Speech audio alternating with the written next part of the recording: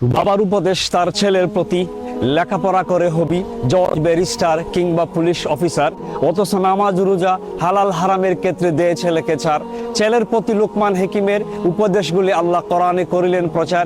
ইয়া বুনাইয়া লা তুশরিক বিল্লাহ ইন্না শিরকা লাযুলমুন আযীম। হে আমার সন্তান, হে প্রিয় বৎস, তুমি আল্লাহর সাথে শিরক করিও না, নিশ্চয় শিরক মহা অন্যায়।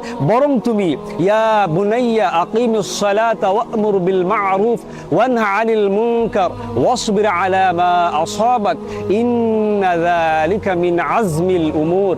হে আমার সন্তান, হে প্রিয় বৎস, তুমি নামাজ কায়েম করো আর মানুষদেরকে সৎ কাজের আদেশ দাও, অসৎ কাজে নিষেধ করো।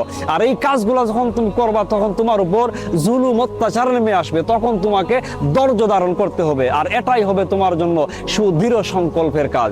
সুতরাং আজকে যদি লুকমান হাকিমের মতো বাবারা তার সন্তানদেরকে এইরকম উপদেশ দিত, তাহলে সন্তানগুলোরা আজকে বন্ডা নেতা, জালেম নেতার পিছনে ছুটাছুটি করে তার লাইফ, তার জীবনটারে ধ্বংস করতো না, আর বাংলাদেশটা হয়ে যেত ইসলামময়। চাও যদি তুমি কাজের বরকত, চলো আল্লাহর পথে আজি। চাওয়া পাওয়া সব পূরণ হবে, রব থাকে যদি রাজি।